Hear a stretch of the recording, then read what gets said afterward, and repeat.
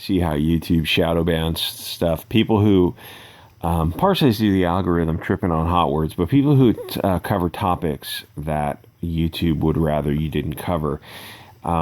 You look up you search for something and you see like, oh, the last coverage of it was like 3 years ago, but it's a current topic. That's really weird. And so then instead of arranging it by relevance to show you results, you do it by time. And so it shows the most recent video uploads about the trans student in the bathroom snuggling girls. You look at these videos and like, oh, this one's got 40 views. This one's got, 100 views. And it's okay, there's one mainstream channel that got 4,000 views, but that like 4,000 views for an NBC channel is like this should be like 1 million views. Why isn't it blown up? Because YouTube doesn't want you to see it. They control the discourse, which is terrifying. Because YouTube is like the biggest video platform on earth. They control, I don't know what percentage of news is being funneled through YouTube, and now there are alternatives like Gab TV and Odysee and Bit Chute, but YouTube is probably 80% of video traffic, I'm guessing. So this is what's going on today. This is like a perfect storm of the left wing taking an L.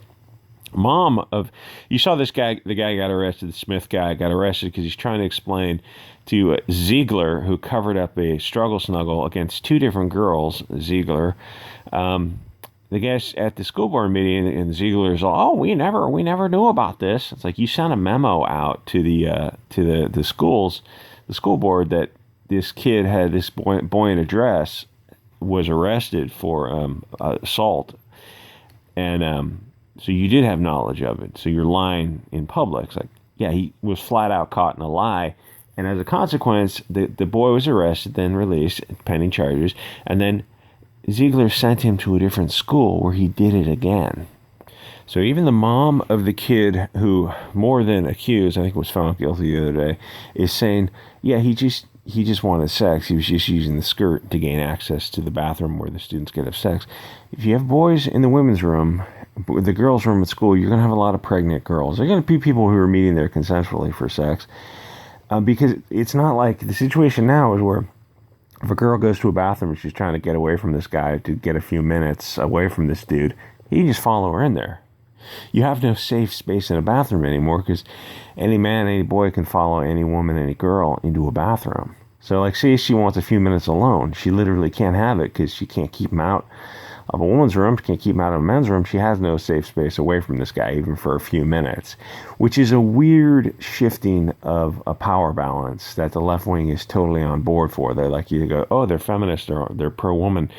No, not really. Not really if they're doing stuff like this. If everyone can be a woman, then no one's a woman. So she's accused. She's even the mother herself, who sounds like a nut job. Like in a few days, I'm sure everything will come out, like who this kid is and who the mom is and what the family is and what's going on with it. It's going to come out that this kid turns out to be a total squirrel.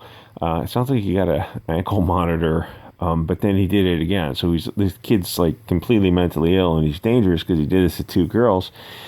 And why is he in public schools? Why is he in schools at all? It's like at this point, the kid should be either homeschooled or in a continuation school or in a all-boys school, something like this. He's dangerous. Why would you have him in a school? And he's not trans. He's just horny, and he wears a dress for attention. This is coming from the mom. It's not coming from me. I'm like, oh, this is so transphobic.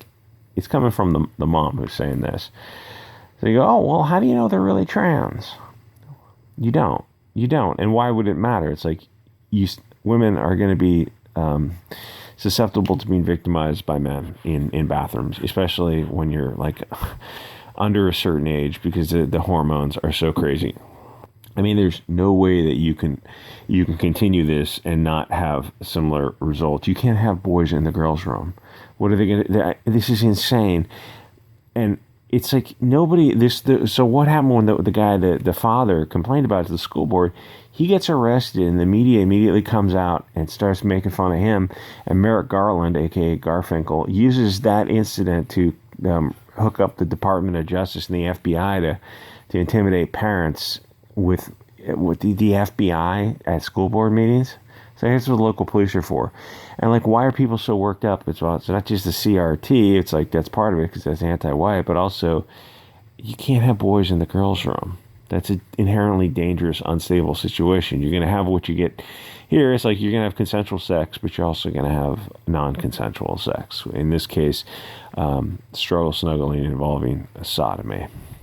So you got a boy who the mom admits is deeply troubled, and then you go one step further and says, "Oh yeah, now boys can use the women's room."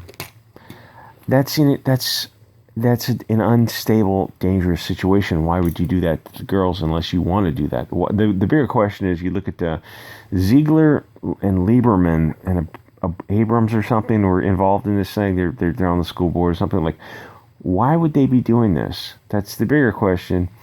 It's not something you can get into on YouTube. Anyway, like, comment, subscribe. Go to Odysee and Bit Chute, where everything is on the table there. And support the channel if you can, and I'll see you guys all next episode.